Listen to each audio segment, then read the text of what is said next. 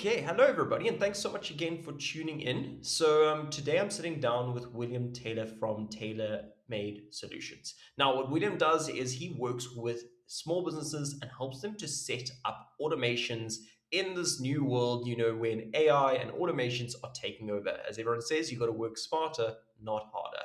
And so today asked him to sit down with me so we can break down what automations should small businesses be using, what's there and what is just noise in the marketplace. So, William, thanks so much for sitting down with me. Hi, welcome, and it's a pleasure to be here. So, William, we often get asked by small businesses what automations can they use, like what's actually useful. What have you seen from your side is quite useful for small businesses to implement from an automations standpoint? So it depends on the business, but I mean, there's a few that we have found works quite well, and a lot of it is around the admin side of your business. So some of the repetitive tasks in admin, those are quite easy to automate and not too difficult. And the other one, which we find very useful, and I can explain why, is around the lead generation. So when leads coming in and how you actually deal with the leads, because obviously you want to respond to clients as quick as possible and not leave it hanging, which is where you lose clients in. So that's the other side that we find very useful as well. So, on the lead generation, what would a system like this look like? Sorry. So, so we built one, and I can show a demo of it. But basically, what we do is we gather the information, and that can be from a form on your website, from Facebook, from WhatsApp, whatever. And once you get that information, it comes through to we run on N8N. And what we do there is the first thing we do is we look at the email address that's put in by the client, and we verify that address in two ways. One, we look is the format of the email correct, and if that's correct, we then check the domain. Is it a valid domain, and does it have a valid MX record, meaning it can receive mail? And that's one of the first things we do, because that's a lot of time how you can eliminate junk, because people don't have proper emails, etc., coming through. And then once you've done that, then we look at it and we say, okay, we split it into two: one that's a valid email address and one that we're not certain of. And the ones that are valid, we actually then, depending on the client, we can either write it through into an Excel spreadsheet, a Google sheet, into saying like HubSpot if they're using that or whatever. So we then pass that data into their system, and from there you then have access to all the data. But at the same time, what we can do is we can either send an email back to the client with, based off whatever the client's asking. You can then have like a database of your staff and who handles what, and we can immediately send it to the client and say, okay, William is going to be dealing with you. Here's his contact details, or you could WhatsApp to the client, depending on what it is. So it's a 24-hour response to the client. Amazing. And William, I mean, I'm sorry if this is a stupid question, but are you saying then when this comes in, the client can get an automated message or email saying William's going to be in contact with you? So you're almost adding automations plus that personal edition. Is that right? That's correct, yes. Because I don't believe automation can be run completely autonomously. It needs to have that human interaction, especially when dealing with leads. And that's why, a lot of clients can have that there's automatic email, generic email that goes off to people that says whatever it is. But with the system that we develop, you can have specified based on the service they're wanting, who they're dealing with, etc. So immediately the client, if they don't get a response from you, they've got the contact details of who's dealing with their case, which immediately opens it up. And like I said, you can obviously, depending on the business, you can use WhatsApp as well, but there is cost obviously involved with sending WhatsApp. So now flipping the script a little bit, William, from the admin side, you say there's a lot of admin aspects as well that are easy to automate. Do you have any examples there? I mean, because I think, especially as business owners, when you're in a small team or it's just you, admin often gets the better of you and you spend late at night trying to get the admin done so you can be out during a day on site, etc. Yeah, and with that, it's quite interesting because depending what systems they run, but majority of systems nowadays, they've got what they call API access, which means we can access into the systems and we can get data from different sources and then do with it what we want. So from that perspective, for instance, you get clients that you can get information coming in that says, okay, somebody's paid their invoice or and that, and you can then have to say to okay, activate a service, for instance, or whatever the case may be, or you could have that you can then see, okay, payments will be meant to be done by this data. You actually pull the data, you check, and immediately you can send a highlight to somebody to say, these are the clients that haven't paid yet. Without somebody to manually go do some of those reports, it all happens at night. So they come in the morning, you've got your list to say, these are the clients that haven't paid, or whatever the case is. Or, for instance, with the lead one, you can say, have a report that goes to the managers there. These are leads that have came in yesterday, and the next morning to say these are the responses to it, or there are no responses. Then they can deal with your staff to say, "Wow, we're not actually getting back to the clients." Because from our experience, if you're not getting back to the clients quickly, you lose the client. You lose that lead. So even if you generate the leads, if you don't respond, it is a problem. Sure, I'm just thinking, and as you say, you can pull data from different sources, so it doesn't matter where you are, you can, and when you're building these automations, are these things that can be functional if you're on site? Like, for example, I just know at BRBD we work with a lot of trades guys who are builders, tree felling, etc. They're on site, they're not tech savvy. Is it something they could use from their phone without having to be technically savvy? Yeah, I can give you an example. I mean, we've got a client that we created a system for where they want to keep timesheets um, for their staff on site. They're a construction company as well, but then they create what they do is we've got basically like a little on the app on their phone where they then just put in, okay, William was in today, he worked 6 hours, whatever. They just log it like that. End of the week, they run, which creates the pay slips for the clients, for the staff. It automatically calculates the tax. It calculates the bargaining council rates, etc. Does the correct deductions that's required without having a full payroll system. Because a lot of your construction companies, small construction companies, aren't going to have that because a lot of time the staff are there a few days, others not. And I think that's awesome. And am I right in saying, William, you'd pay for the system itself, you wouldn't pay per user?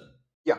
So you'd pay what you'd have to pay for is depending how we do it. Well, that for instance, that one was done on Microsoft because that's what they required, and that was built using the Microsoft software. So they needed a license to run it on Microsoft. So one license, and then they used the app, and that's it basically. And they paid once off for the development of the system. Because that's essentially my question here, William, is if I look at a lot of our construction companies, for example, their staff volumes, can I say, vary hugely, and a lot of the systems out there that allow timekeeping and all of that are very per user based. And sometimes I've got a client who had 5 sites running at once, but then he gets to December, January, and he has 1 site running. And so, if you can have an app that you install on all your foremen, as you say, in teams, if it's one team, it's 10 teams, they can collect and the information and it makes your office easier. Yeah, so they just obviously if it's run on say like Microsoft, you pay for the Microsoft license for the supervisor, but not for every staff member. So and most of the time that they got that license because they're using email, they're using Excel, Word, etc. So it's all built into that. There's no additional licensing required. So that's what's nice about it. It's easy, expandable, not additional cost, no matter how many users you put on. Um, it's not a problem. And I mean, if I'm honest with everybody, I mean, we obviously worked together before. And if I look at the project management system you built, the reason we got you in was we wanted something that suited our needs. We didn't need something that was very, very complicated. And we found with all of the CRM and I'm not CRM, but project management systems we looked before, they got very expensive, were per user based, and had a lot of features we didn't need. So it was cool. They were cool, but we didn't need them. And when obviously working with you, we paid that once off development cost and cut our bill. I think we were spending at the time close to 3,000 Rand a month on service fees, and now we spend 400 was it. So, and yes, it's a simpler system, but it actually works for us. And is that something you're seeing in the marketplace there are a lot of overly complicated systems, and building it yourself is actually less expensive in the long run. It is, and I mean, it sometimes depends on the people you work with. But like the way I work is that we develop it, but you have access to the full code, so you own it. So if we don't work together anymore, you've still got your system. You can modify it or get somebody to modify it, etc. And we use standards, so it's easy to do. It's not difficult, and it's using a lot of low codes stuff that we use, which means it's not complicated. A lot of huge lines of code, so it can be quick turnarounds as well. Where in your old way of developing this, like for instance, a system that we created for you would have taken us a few months, where we actually did it in a few weeks for you. So that's where the big difference comes in. And are these new systems, as you said, low code, is this because of AI? Yeah. And they own the code. Plus, what I was saying is that it SMA, it's because it's low code, it's a lot quicker to do things. Where, in the olden days, it will take maybe 4 months to develop the system we did for you, where it took us a few weeks. So that's the big difference in that. That's why people used to not want to do their own system, because it takes long. We're now with the new systems that you can use in low code, it's quick turnaround times for the stuff. And I mean, correct me if I'm wrong, William, you've been in building systems for what, 35 years? Yes and no. Partly AI, but part of it is actually just the way development has gone. But a lot of it is built around AI and that. So some of the systems we built doesn't use AI, but others we do use AI. Like we've done some with AI that actually, where the client scans in documents, it extracts all the data using AI and puts it into the database for them, so they can report on it instead of somebody manually capturing the data, which they previously used to do. Something like that. Okay. So it's fair to say you've been around long before AI was even spoken about. One thing I've seen a lot recently, and I'd love your opinion on it, is these sort of low code, vibe code, coding with AI. Can I say a lot of people are saying that it creates something pretty on the surface, but underneath you have a very unstable structure that could break really, really easily. What's your opinion on that? And how does a business, can I say, take advantage of these cost savings and speed without creating a system that's going to fall apart at some point? Yeah, something like that. I mean, I guess that's the benefit there, William, is like when working with someone like you, you've got that years of expertise, as I say, with the benefits. You're not necessarily paying old development fees, you're paying much lower fees, once off fee there. But should shit hit the fan, you've got someone who actually was part of a development to go, hey, here's the problem, this is what's wrong, fix it, move on. You're not just going to Claude Code, which is amazing, build something, then it breaks, and then you go, huh? Or I had it once, we were busy building something. Luckily, it was a prototype, so it wasn't live. It broke, and then I ran out of credits trying to fix it. And so then I had to wait. And so, meaning like you don't get into that sort of situation. Yeah, and I think one of the biggest things that I look at is, you know, you can get AI to write you some code, but if you don't understand it, you can't actually see, is it correct, or is it doing something not the best way, up to standards, etc. So you got to always, I tell clients, is look at, if they're comparing two different suppliers, is make sure the suppliers actually do come from a coding background. They've got years of experience, because they can then look at it and say, yes, it works. Your low code, the base of that is guaranteed.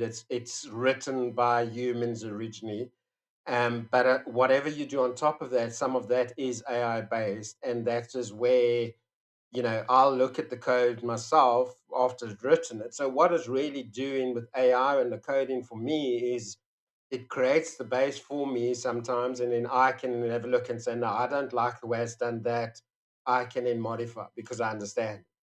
But what I've been finding is people that just don't understand coding just use AI, create something, and it works, but then something goes wrong and they got no clue how to fix it. And that's where we actually, because of the way we work and the experience, we can actually tell you, no, we know exactly where the problem is. We can resolve it quickly. And that's one of the big problems. Great, William. Well, thanks so much for sitting down with me and exploring some automations for our listeners. So I will put, William, your details down below in case anybody is looking for an automation expert like yourselves. And otherwise, if you're looking for more leads, make sure you check out BRBD because we are the energy drink for your business.